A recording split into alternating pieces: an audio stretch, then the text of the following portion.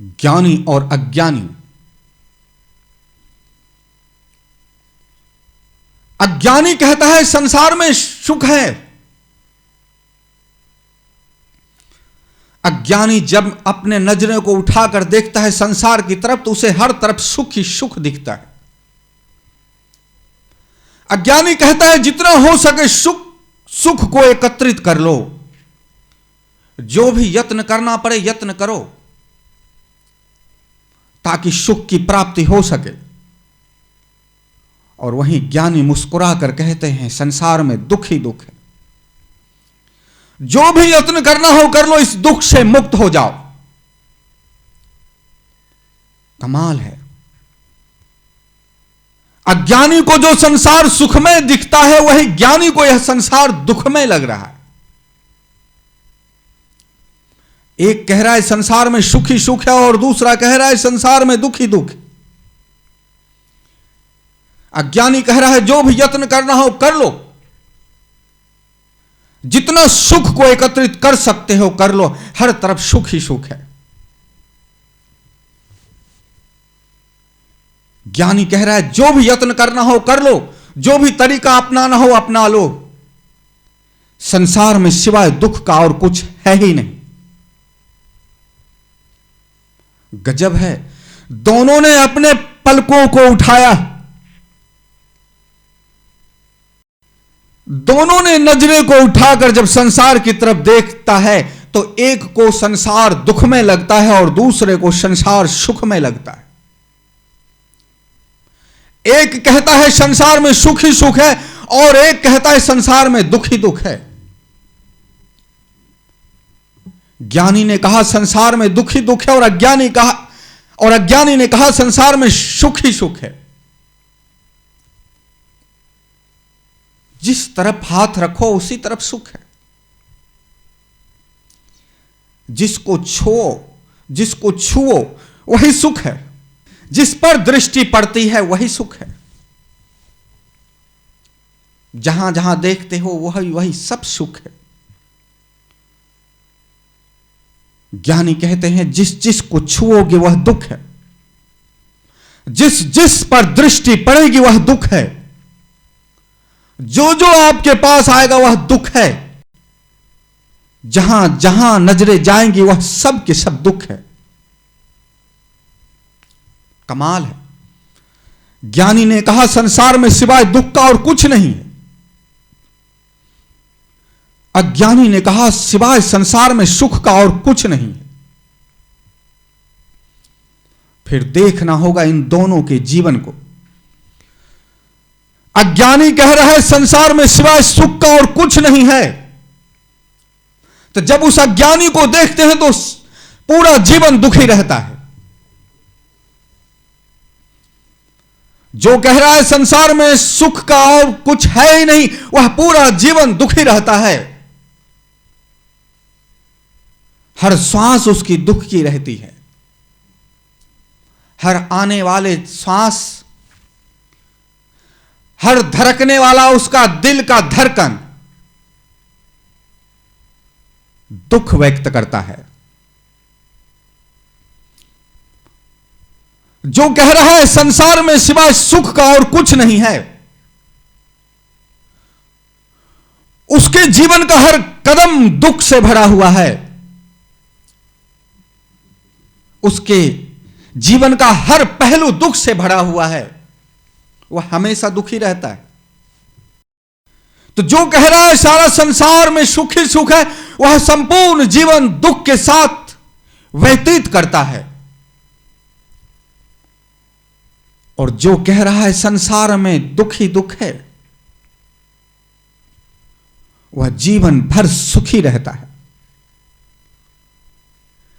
ज्ञानी का हर धड़कन, हृदय की हर धड़कन की हर ध्वनि सुख की पुकार करता है। उसके नासिका छिद्र से आने जाने वाला प्रत्येक श्वास सुख की गाथा कहता है। उस ज्ञानी का रोम रोम रोमांचित रहता है। वह प्रेम से भरा हुआ है, वह आनंद से भरा हुआ है। जिसने कहा संसार में दुखी दुख है, वह तो आनंद में है, वह तो सुख में है। और जो कहता है संसार में सुख ही सुख है, वह तो दुख से द्रवित है, दुख से तड़प रहा है, दुख से रो रहा है, दुख से विक्षिप्त है, वह हैरान है, वह परेशान है। उसकी दुख की पीड़ा इतनी बढ़ी हुई है कि जब भी आंख उठे तो कभी परमात्मा से सुख मांगता है, कभी पड़ोसी से सुख मांगता है, कभी यहां से कभी वहां से। जिसको हर तरफ सुख दिखता है उसका जीवन दुखों से भरा है। जिसे संसार गुलाब का फूल लगता है, वह स्वयं कांटा बन चुका है। और जो कह रहा है कि संसार सिवाय कांटे का और कुछ नहीं है, उसका जीवन फूलों से सुगंधित है, उसका रोम रोम आनंदित है, उसका रोम रोम सुगंधित है। जो कह रहा है संसार में सिवाय कांटे का और कुछ नहीं है, जो कह रहा है संसार में दुख है वह सुखी है, जो कह रहा है संसार में सुख है वह दुखी है, जो कह रहा है सिवाय संसार में दुख का और कुछ नहीं है, वह ज्ञानी आनंद में है। उसे किसी भी प्रकार का कोई तकलीफ नहीं, वो कोई रोना धोना नहीं कर रहा है, उसकी कोई नफा नुकसान नहीं हो रहा है, वह कोई हार जीत में नहीं है, वह कोई असफलता और सफलता में नहीं है। पर जो कह रहा है कुछ भी यत्न कर लो पर इस सुख की प्राप्ति कर लो, वह रोम रोम दुख में डूबा हुआ है। तो प्रश्न यह नहीं उठता है कि संसार में कितना दुख है और कितना सुख है। जो ज्ञानी कह रहे हैं संसार में सिवाय दुख का और कुछ नहीं है, वह आनंद से है। और जो अज्ञानी कह रहा है संसार में सिवाय सुख का और कुछ नहीं है, वह सुख मुझे मिल जाए, वह तो दुखी है। इसलिए प्रश्न यह भी नहीं है कि संसार में सुख है या संसार में दुख है। प्रश्न तो यह है कि जीवन में सुख है कि नहीं, जीवन में आनंद है कि नहीं। भले हो संसार में दुख और भले हो संसार में सुख, उससे क्या लेना देना। जीवन को देखा जाए तो जीवन में कौन सुखी है, तो जीवन में ज्ञानी सुखी है और अज्ञानी दुखी है। प्रश्न संसार के सुख दुख का नहीं है, प्रश्न अपने आनंद का है। जीवन आनंद में है कि नहीं, जीवन में सुख है कि नहीं। भले ही संसार में दुख हो या सुख हो, जीवन में किसका आनंद है, अज्ञानी का आनंद है या ज्ञानी का आनंद है। ज्ञानी जीवन में आनंद कर रहे हैं या अज्ञानी। तो देखने में तो लगता है कि ज्ञानी जीवन में आनंद कर रहे हैं और अज्ञानी जीवन में दुख को भोग रहा है। क्या कारण है, ऐसा क्या देखते हैं ज्ञानी जो संसार को दुख कहते हैं। तो ज्ञानी कहते हैं जिसे तू सुख कह रहा है, इस सुख की प्राप्ति हो जाए तब भी यह दुखी है। जिस सुख के लिए तू कहता है कि कुछ भी यत्न करके उस सुख की प्राप्ति कर लो, तो यह यत्न, उस सुख के लिए जो किया जाने वाला यत्न है वह भी दुख है। और यदि उस सुख को भोग लिया जाए उसके बाद भी दुख ही दुख है, परिणाम दुख। परिणाम दुख वह है जिसके लिए अज्ञानी ललायित रहता है। यानी ये सुख मिल जाए तब मैं सुखी हो जाऊं, तो वह सुख उसको मिल जाता है। और सुख मिलने के बाद जो जिस सुख के लिए वह ललायित था, वही सुख दुख में तब्दीली हो जाता है। जिस सुख के लिए वह यत्नशील था कि यह सुख मुझे मिल जाए तो मैं सुखी हो जाऊं, वह सुख उसे मिला और वह दुखी हो गया। इसी को कहते हैं परिणाम दुख।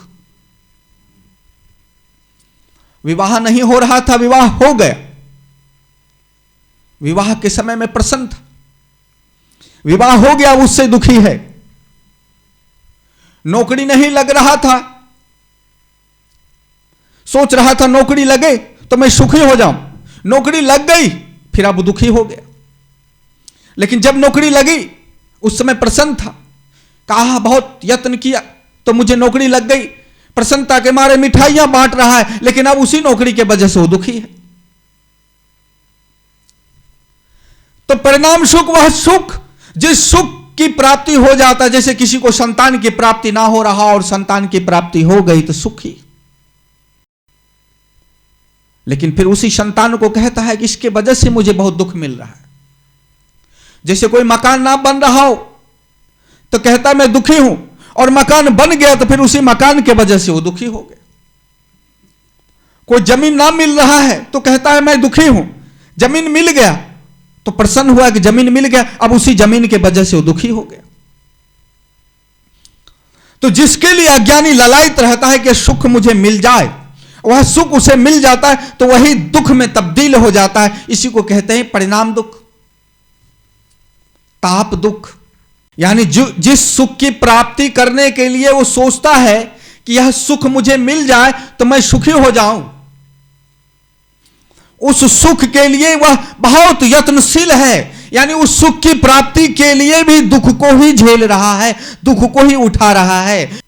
पहले किसी वस्तु को प्राप्त करने के लिए यत्न किया, वह दुख, वह वस्तु मिल गया, जब उस वस्तु को भोग कर लिया फिर वह दुख, फिर उसका संस्कार पर, फिर वह भी दुखी दे रहा है। वह संस्कार बार बार ललायित कर रहा है, उसी कार्य को करने के लिए जो कार्य दुखी कर रखा है।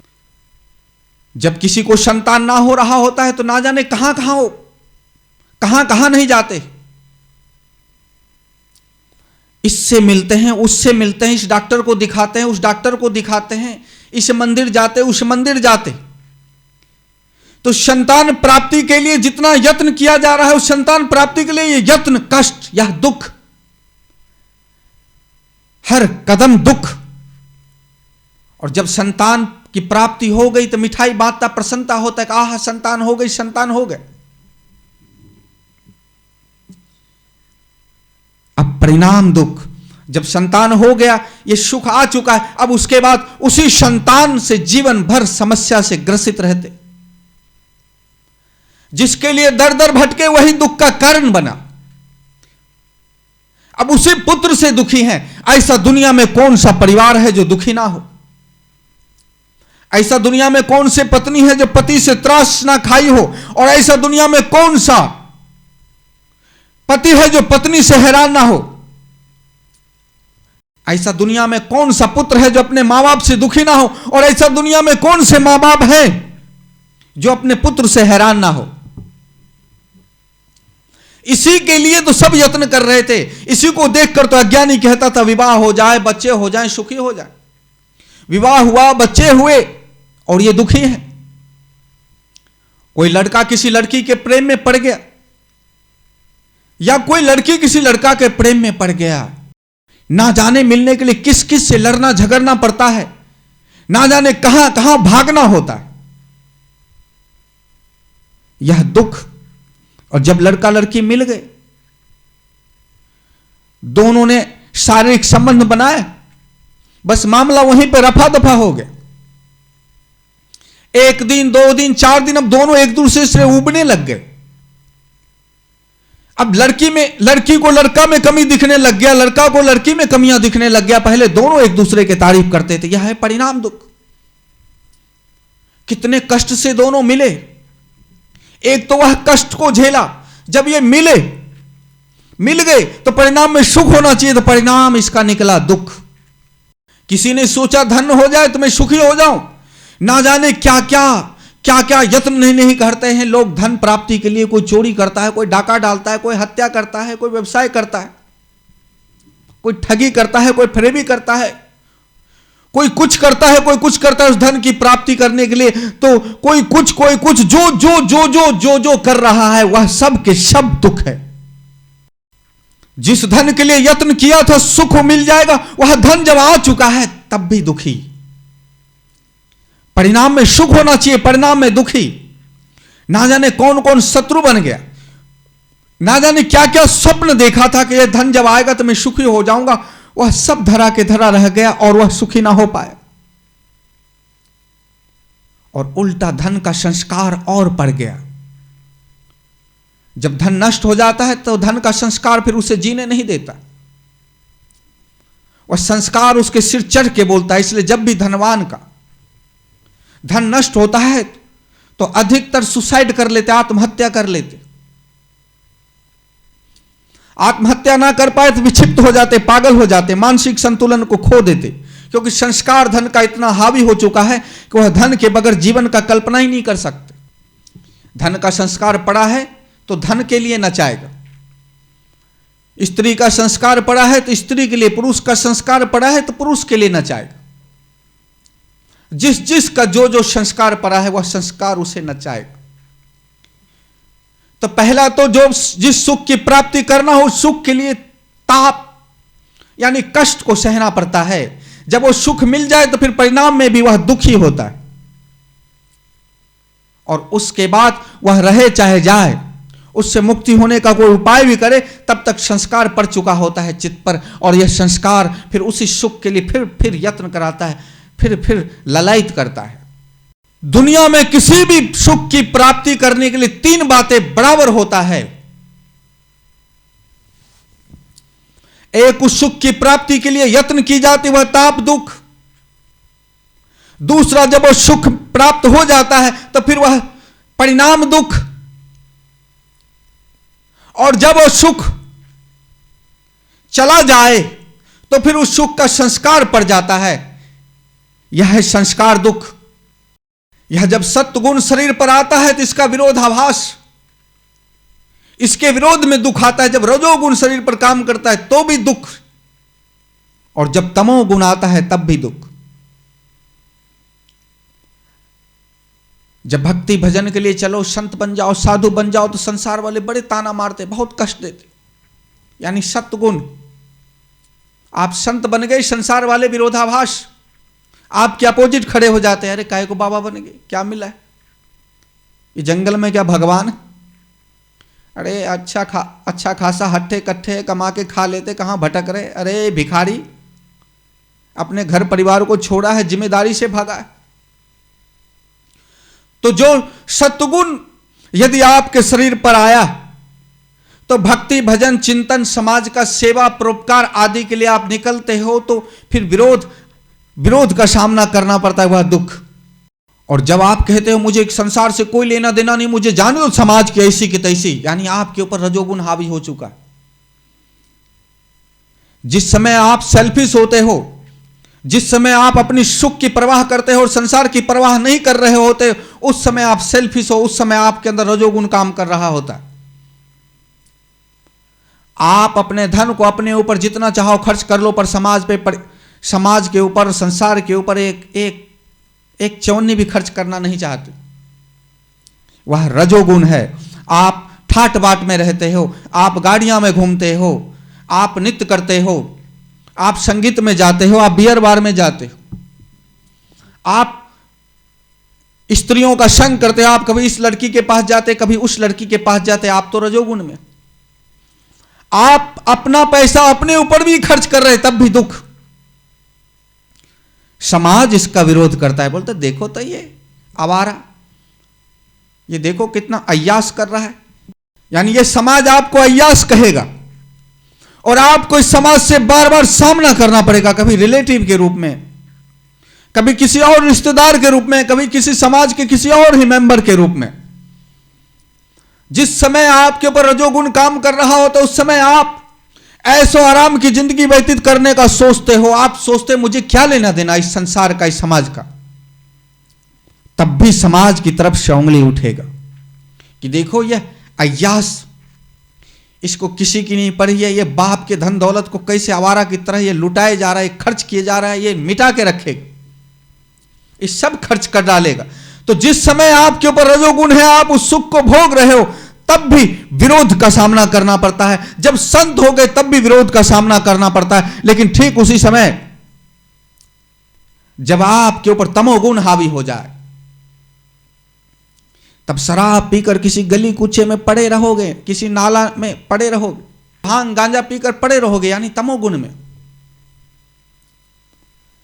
तब भी समाज विरोध करेगा, बोलेगा देखो कुल खानदान का नाम मिटा डाला इसने, ये इसको तो देखो, ये गले कुच्चे में कीड़े मकोड़ों की तरह जीवन जी रहा है, कभी इस गली में कभी उस गली में, तब भी धुतकारा जाएगा। यानी आपके ऊपर तमोगुण है तब भी समाज विरोध करेगा, आपके ऊपर रजोगुण है तब भी समाज विरोध करेगा, आपके ऊपर सत्गुण आया तब भी यह समाज विरोध करेगा। इसलिए कहते हैं ये त्रिगुण भी यदि हावी हो जाए तब भी संसार दुखमय ही है। भविष्य का दुख, अतीत जा चुका है, अतीत में कुछ भी ना किया जा सकता है। अतीत में आपने सुख भोगा या दुख भोगा वो तो हो चुका है, और वर्तमान चल रहा है। वर्तमान में प्रत्येक व्यक्ति प्रत्येक जीव दुखी है। अब आशा रह गया है भविष्य का, कुछ वर्तमान में ऐसा कर लिया जाए कि भविष्य सुखमय हो जाए। तो वर्तमान में ऐसा करने के लिए भविष्य सुखमय हो, इसीलिए लोग विवाह करते हैं, इसलिए लोग धन एकत्रित करते हैं, इसलिए जमीन जायदाद लेते हैं, इसलिए मकान दुकान बनाते हैं कि भविष्य में सुख हो। इसलिए जीवन बीमा आदि की तैयारी की जाती है। इस संसार का प्रत्येक मनुष्य भविष्य के सुख के लिए चिंतित है। लेकिन जब भविष्य के लिए जो चिंतित या मनुष्य जब भविष्य उसके सामने वर्तमान बनता है तो पता चला यह दुख है। यह तो सोचना पड़ेगा। जिस चीज को आप प्राप्त करना चाहते हो और जिस चीज को प्राप्त करके आप अपने को सुखी घोषित करना चाहते हो, जो आपके लिए अपर्याप्त है और आप सोचते हो मुझे मिल जाए तब मैं सुखी हो जाऊं, तो जिसको मिल चुका है उसे तो एक बार देख लो। जिसे मिल चुका है वही वस्तु वह दुखी है। तो जो वस्तु आप ढूंढ रहे हो, आप पाना चाहते हो और भविष्य के लिए यत्नशील हो, वह वस्तु वर्तमान में किसी के पास है और वह दुखी है। तो जिसको मिल चुका है वह दुखी है, वही वस्तु आपको मिलेगा तो आप कैसे सुखी हो सकते हो? इसलिए इस संसार में ढूंढे ऐसा एक भी व्यक्ति नहीं मिलेगा जो सुखी, जो कहे मैं सुखी हूं। यह संसार बना ही नहीं सुख से, यह संसार कांटों से बना है। इसलिए ऋषि जन संत जन इसे दुखालय कहते, ज्ञानी जन कहते यह दुख का सागर है। यहां से सुख को कभी प्राप्त ना किया जा सकता है। कोई दूर से चमकता हुआ लावा बेशक प्रिय लगे, लेकिन जैसे हाथ पकड़ते हैं तो वह जल जाता है। ठीक उसी प्रकार से दूर से दिखने वाला यह सुख बेशक प्रिय लगता हो, लेकिन जैसे ही वर्तमान यह जीवन में आता है तो इसका हर रूप दुखमय है। इसलिए ज्ञानी को यह संसार सदैव दुखमय लगता है, और जिस ज्ञानी को संसार सदैव दुखमय लगता है उस दुख की तरफ वह सुख की तलाश कभी नहीं करते। ज्ञानी समझ जाते हैं जहां दुख है वहां सुख नहीं मिल सकता, उसका हर रूप में दुख है। इसलिए ताप दुख है, परिणाम दुख है, संस्कार दुख है, गुण दुख है, भविष्य दुख है, जन्म दुख है, जरा दुख है, व्याधि दुख है, मृत्यु दुख है। इसलिए इस दुख की तरफ वो एक कदम भी ना बढ़ाते हैं। उनको यह भली भांति विदित होता है कि जहां दुख है वहां से सुख की प्राप्ति कभी नहीं हो सकती। इसलिए जहां दुख है वहां की सुख की प्राप्ति कभी ना हो सकती। इसलिए उस तरफ जाओ ही ना, संसार को संसार की हाल पर छोड़ दो। और जिसको संसार में सुख की तलाश है उसके जीवन में दुख बढ़ जाता है। जिसने बाहर सुख की खोज की उसको दुख हाथ लगा, और जिसने भीतर सुख की खोज की उसे आनंद हाथ लगा। ओम।